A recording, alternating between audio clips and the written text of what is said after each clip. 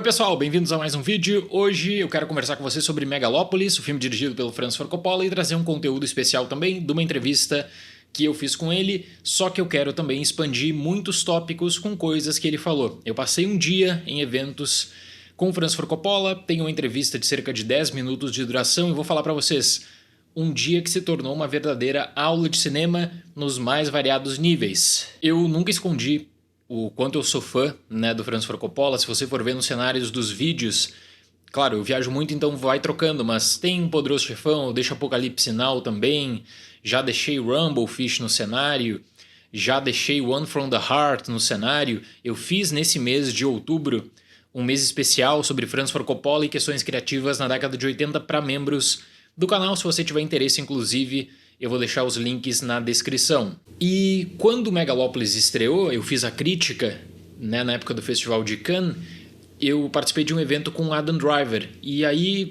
tinha toda aquela questão também de polêmicas iniciais quanto a Megalópolis. Então o Adam Driver acabou fazendo uma primeira série de conversas, entrevistas.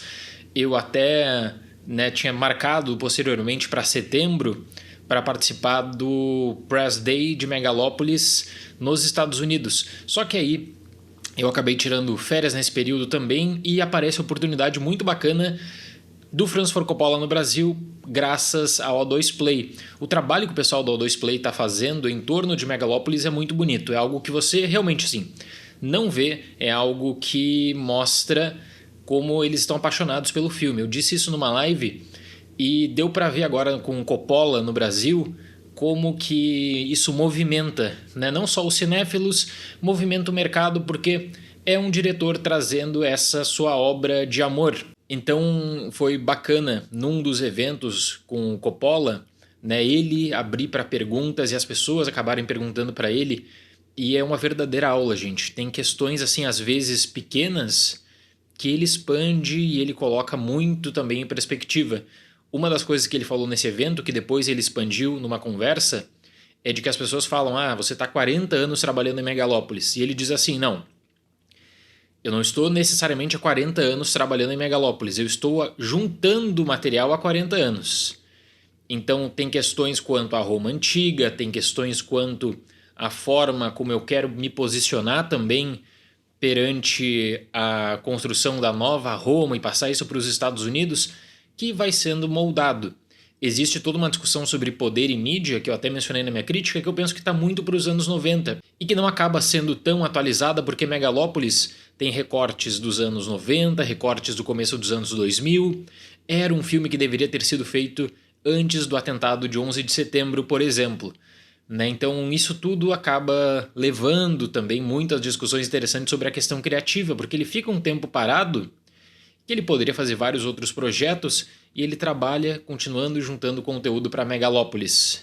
Eu não tenho o costume de fazer entrevistas aqui no canal, mas eu vou falar para vocês assim que eu geralmente não fico tão nervoso, mas nesse caso eu fiquei nervoso para pensar assim, o que eu posso perguntar para ele com um limite de 10 minutos, sabendo que de manhã ele já tinha participado e respondido várias questões, como por exemplo, e que eu acho que o pessoal da própria O2 Play vai aproveitar em cortes, vídeos, sobre questão de repercussão, sobre questão se ele vê que Megalópolis é um fracasso comercial, e aí ele fala muito sobre CinemaScore, Rotten Tomatoes, que a indústria hoje em dia não corre risco.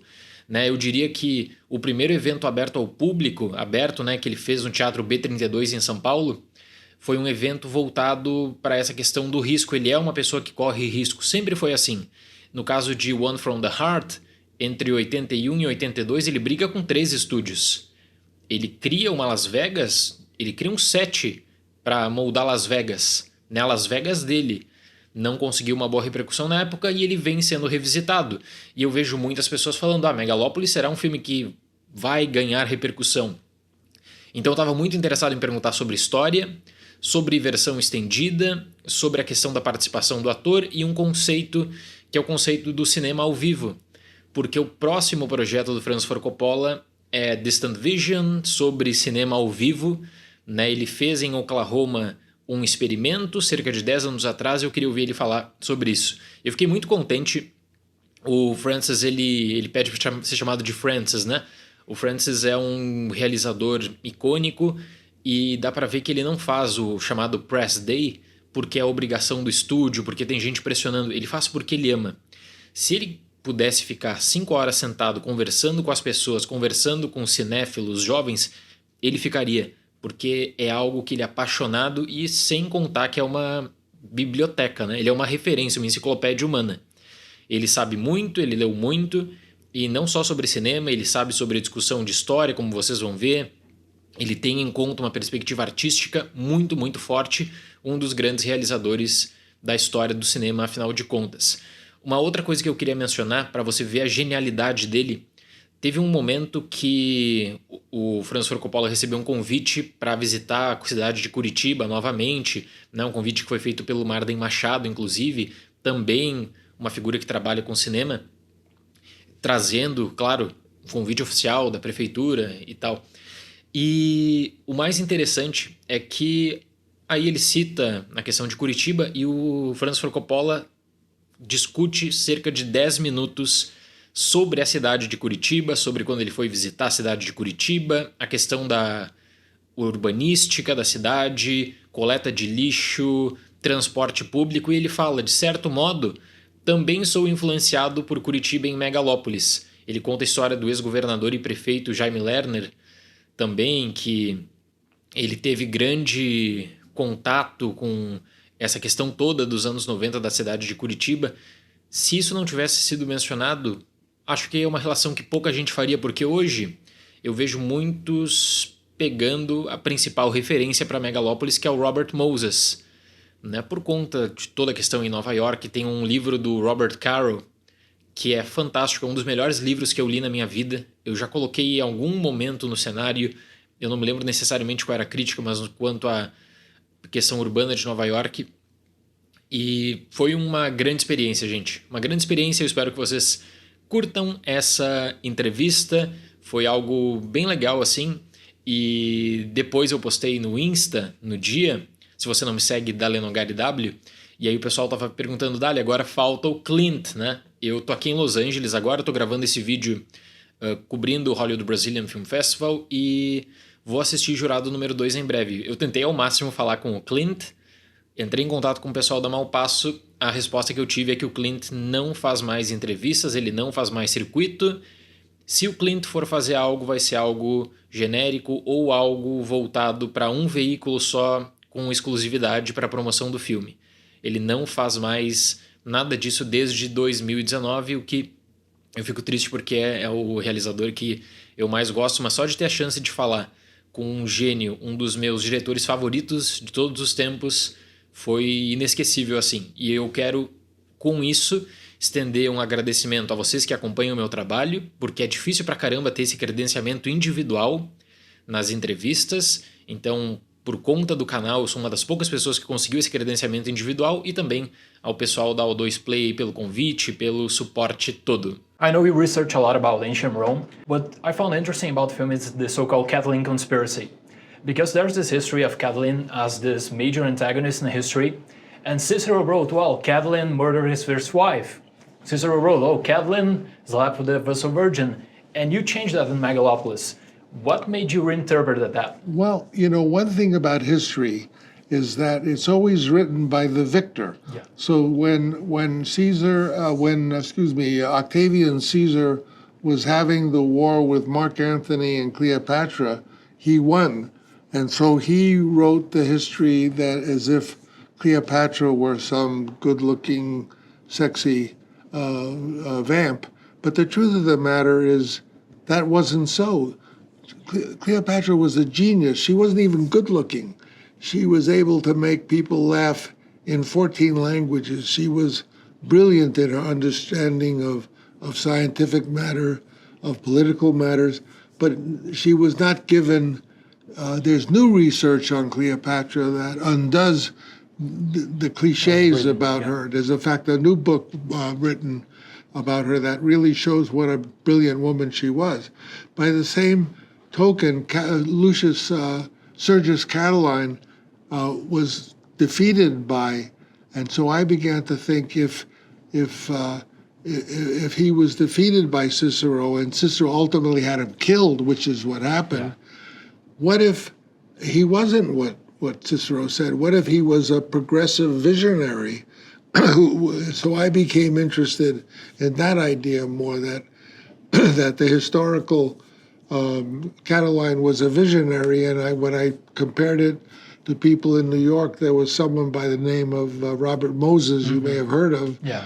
and I made him be Robert Moses, but combined him with Walter Gropius. That's the great thing about being an artist. You can move things around and you can reinterpret them. But I made the Catiline of my story being a visionary genius rather than what he probably really was. I don't know what he really was because he didn't write the history, but he was actually a patrician and very much in debt, who had been with the army of Sulla. You know who Sulla was? Yeah. So Sulla and Marius and the thing is that a lot of the real experts, like there's a woman alive in England named Mary Beard, and she said, take liberties because no one knows. Yeah. Sallust writes about the Catiline conspiracy one way, but Suetonius makes it that it wasn't even, it was really young Caesar was the one involved. So she said, the best advice I can give you is what George Bernard Shaw does. Take liberties and do what you feel makes sense. And like Shaw's Caesars and Cleopatra is a wonderful play, but he sort of makes it up. I spoke with Adam Driver at the Cannes Film Festival, and he said that he gave you ideas during the whole filming process. Yeah, he was great. And how do you balance that? The Caesar that you imagine, based on Robert Moses and other influences, and with the feedback that the actor gives you? I made this movie with to me, cinema is a collaboration between your actors and your photographer and all the people who are up for collaboration. But the movie business has gotten more rigid under this modern era of big multi superhero movies. Yeah. And oddly enough, it's less collaborative than it was. The art department wants to control everything. And make the whole movie very art-centric with a certain kind of special effects, a certain kind of and taking the resources away from departments like I would give them, like costumes. So I once went to one of my 5 art directors, which was too many anyway, and I said, I know you have some theater experience. Would you listen to my idea? She said, no, I can't talk to you. I'll be stepping on the toes of the supervising art director. So the modern multi-$100 million movie being done in that same area, Georgia, has become very hierarchical and not at all what I am comfortable with. I'm used to going to an electrician and saying, when he kisses her, shake the light. He doesn't say to me, like we have to ask the photographer if that's okay. I was there at the first press screening of Megalópolis at the Cannes Film Festival, and there is a certain live element aspect in the movie. And everybody in my screening was like, whoa, what is this? I mean, this is a once-in-a-lifetime experience because it is unusual. So I wonder if you're imagining involving this into what you call live cinema, if this is a small-scale experiment. Envision if you... The sequence was meant to be more complicated than it ended up. Partly, you know what Alexa is? Yes. I mean, because the Alexa group from Amazon was helping me so that if real questions were asked, the answers could answer the questions. And we shot it that way. But then Alexa decided that it wasn't really working for them. It wasn't making Amazon more money. They thought Alexa would add a lot more income. So they fired the whole Alexa team, and I had already shot all the answers. So I didn't use it, and then it was Adam Driver who said, well, what about that sequence? I said, well, we can't do it. He said, well, let's just take one question. And it was his idea. And then I had the live element because I thought it would be fun. But, you know, a movie is a collaboration with a bunch of talented people, and the director is like the ringleader. And, you know, I never worried about taking an idea from an actor or something, because if I don't like it, I don't have to use it. Yeah. You know, so I found my actors. Adam Driver is especially creative and intelligent, and it was a joy. But all of the actors were fun to work with. And some were crazier than others. People like Shia LaBeouf have their own way. But I thought Shia was really good in the movie and truthful, which is what he really was. Do you still plan to make this Vision? You had this project at Oklahoma like 10 years ago. I always make the film before the one I've just abandoned. So that was Megalópolis. So if I live long enough, I'll make this Vision, which is very far out. Yeah. Interesting movie. It's about 3 generations of a family who were involved in the invention of television. You have a long history with new versions. Like Apocalypse Now, we have Redux, and now Final Cut, which is amazing. Coda, The Death of Michael Corleone. Will you follow the same path with Megalópolis? Can you imagine that in the future, like with another cut? A lot of my tendency to do that is because I was given bad advice by the people who were like in Cotton Club. The advice that I got from the financiers was too many black people, too much tap dancing. I said, but this is about black people and tap dancing. So they, little by little, they want to cut out. I cut a little. Finally, I ruined it. So I just went and put it back. And the same with Apocalypse Now was a different story. People loved that movie so much, finally, that the French producers said, you know, there's so much footage that's so beautiful. Why don't you just put it all in? I said, well, it'll be too long. It'll be, you know, they said, well, people will like it. So it came out, and the big thing it gained is it put the French plantation scene back in. But otherwise, as you know, it was much too long. So that when then people said, oh, we're going to honor 50 years of Apocalypse Now, which version do you want to use? Well, I didn't want to use Redux because it's ridiculously too long. And I thought, but I like the French plantation, so I basically, it was the original version with a few things added. And that was, so there's always a circumstance, but the circumstance is usually related to the fact that I have a tape of what the version was originally, so I can look at it and say, yeah, it was better before. Also, you know, when Leonardo da Vinci came to Paris, to France, along with Catherine de' Medici, who was going to be the queen, he came with all his mules and assistants and his whole studio, invited by the King of France. And he brought one picture with him, which was the Mona Lisa, because he wasn't quite finished with it. And when he finished it, he gave it to the King of France. So, you know, some pictures you're not quite fit. Like, I never touched The Conversation. I've never touched Godfather. There are a lot of films I didn't touch, but the ones I touched, I felt needed touching, because, like, the third Godfather was never supposed to be called Part 3. They only called it Part 3 because they had the power, and they wanted a Part 4 and a Part 5. But Mario and I wanted it to be called The Death of Michael Corleone. It was supposed to be the epilogue. So the reason I change the movies is because I can. Bom, pessoal, então foi esse o encontro com o Francis Ford Coppola. No finalzinho, tem 1 minuto de papo que acabou sendo perdido por um probleminha na filmagem, mas que eu tinha falado quanto ao risk-taking, né? Como ele é uma pessoa que corre riscos, e as mudanças de Hollywood desde a era dele com o Roger Corman até agora os serviços de streaming. Aí ele fala, o streaming é só uma outra palavra bonita que as pessoas querem usar para falar de home video. E hoje em dia, essas grandes produções que são anunciadas toda semana, né, de 100 milhões de dólares, 200 milhões de dólares, elas estão engessadas naquela fórmula pronta de sucesso, de ficar no topo do catálogo, para pagar também,